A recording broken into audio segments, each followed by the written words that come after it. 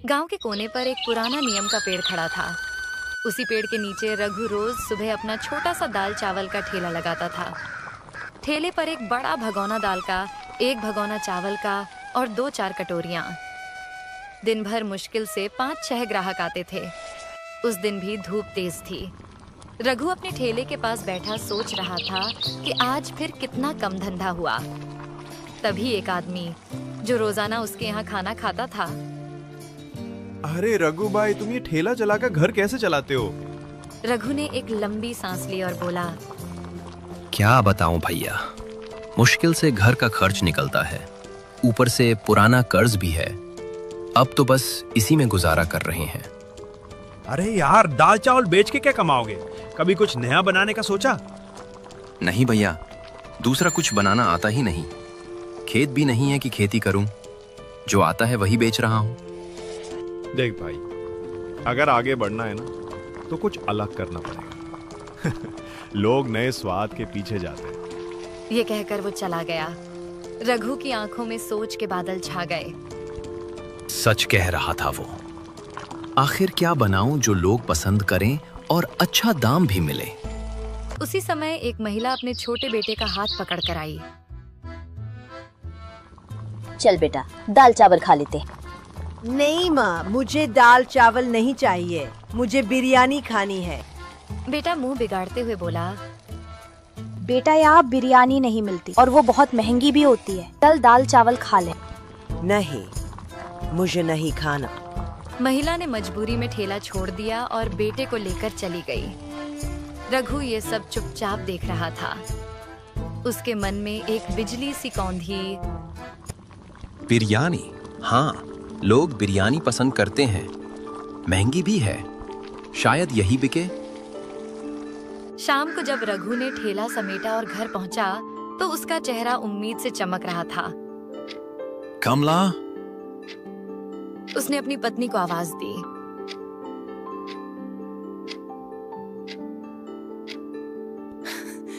क्या हुआ रघु, आज बड़े खुश लग रहे हो?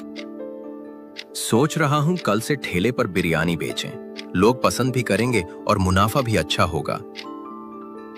कमला चौंक गई। बिरयानी? लेकिन बनाएगा कौन? मुझे तो नहीं आती।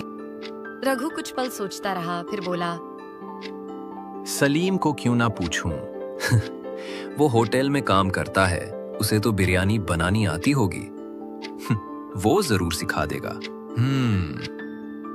कमला हंस दी।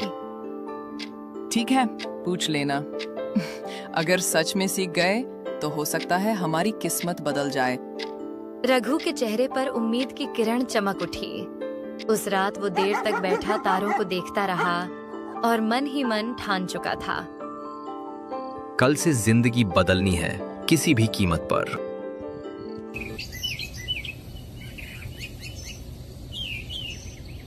अगली सुबह रघु सूरज निकलने से पहले ही उठ गया। चेहरे पर उत्साह साफ झलक रहा था। जल्दी जल्दी नहा धोकर उसने कपड़े पहने और अपने दोस्त सलीम के घर की ओर चल पड़ा।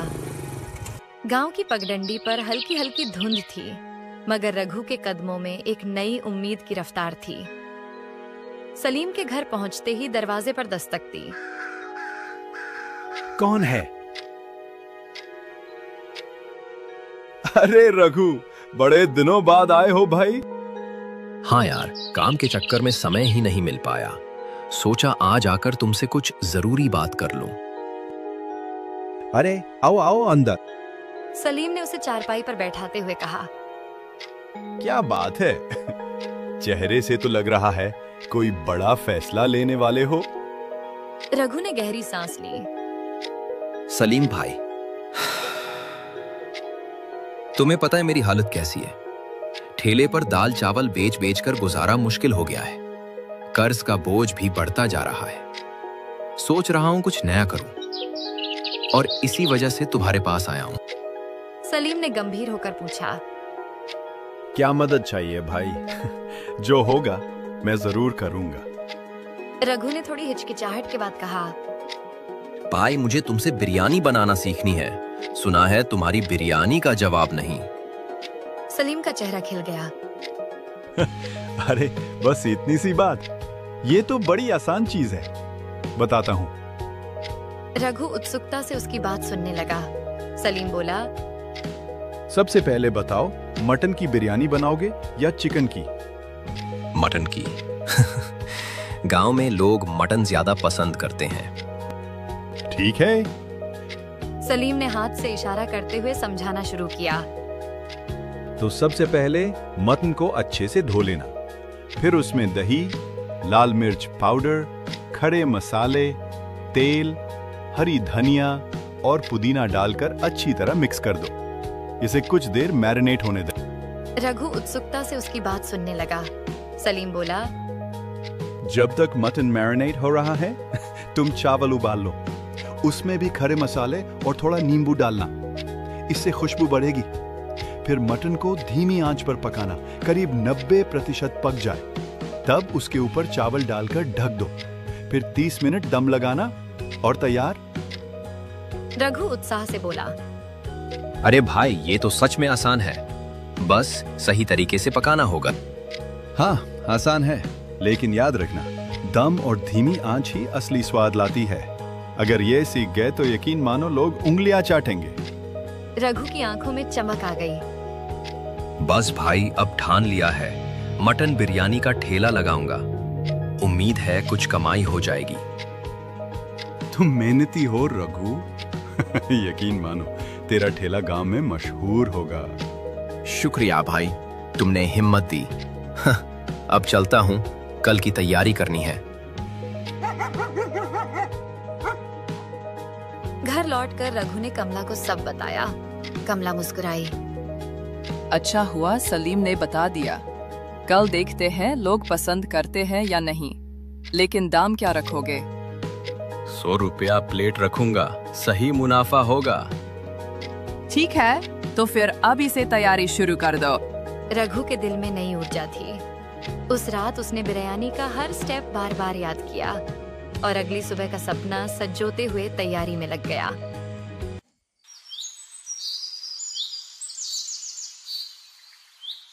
सुबह होते ही रघु ने जल्दी जल्दी नहा धोकर काम शुरू कर दिया। उसके चेहरे पर अब पहले जैसी थकान नहीं, बल्कि उम्मीद की चमक थी।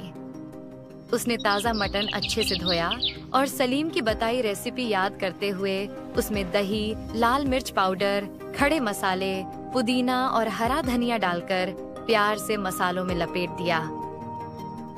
कामला, देखना, आज गांव में ऐसा स्वाद फैलेगा कि लोग खुद चल कर आएंगे। हाँ, भगवान करे आज तेरा ठेला लोगों की पसंद बन जाए। मैं भी तेरी मदद करती हूँ।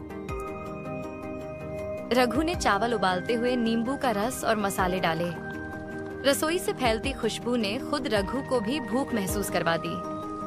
बड़े बड़े हांडों में बिरयानी भरकर उसने ठेला सजाया और गांव के मुख्य चौराहे पर पहुंच गया।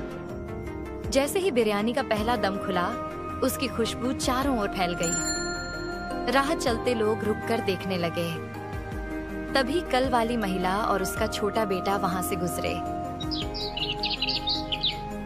माँ, देखो देखो, यहाँ मटन बिरयानी है। बच्चा उछलते हुए बोला। महिला चौंक गई। अरे हाँ, यहाँ बिरयानी, वो भी मटन की। चलो आज खाते हैं। दोनों ठेले के पास पहुँचे। भैया, क्या सच में बिरयानी है? हाँ दीदी, आज स्पेशल मटन बिरयानी है।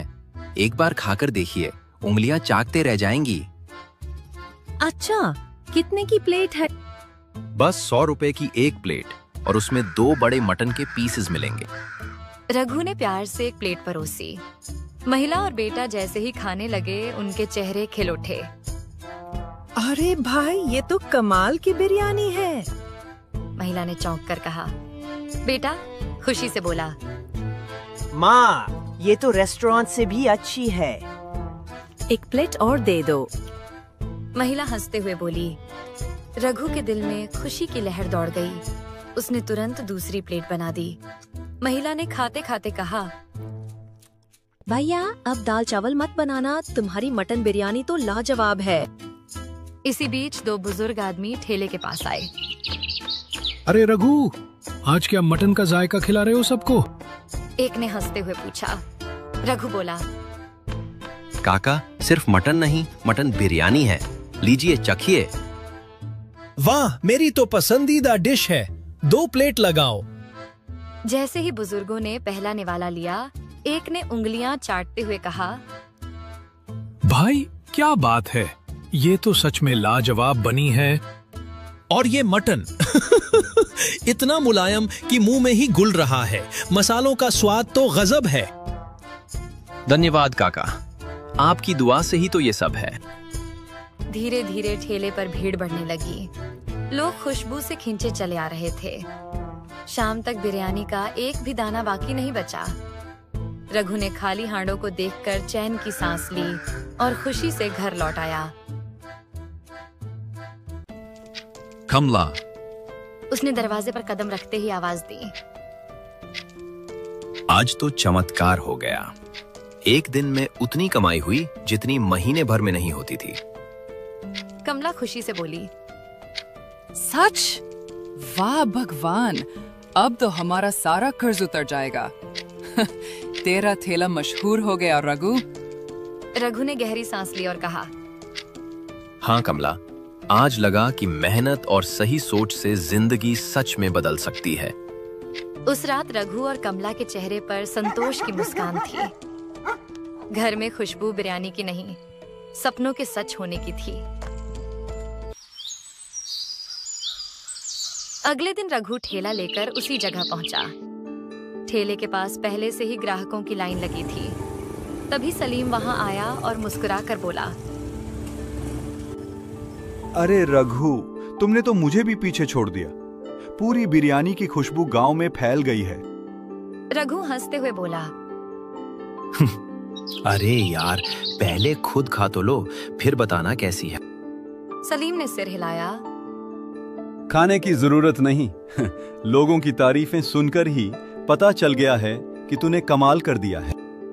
रघु भावुक होकर बोला, भाई, ये सब तेरी वजह से हुआ है। तूने मुझे रास्ता दिखाया। तेरे इस एहसान को मैं जिंदगी भर नहीं भूलूंगा। अरे यार, दोस्तों के बीच एहसान नहीं होता। तेरी मेहनत ही तुझे यहाँ तक लाई है।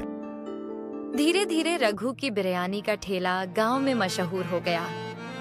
अब वो सिर्फ ठेले वाला नहीं, सबकी पसंदीदा बिरयानी वाला रघु बन चुका था। गरीबी और कर्ज की जगह उसके घर में अब खुशियां और तरक्की की खुशबू फैल चुकी थी।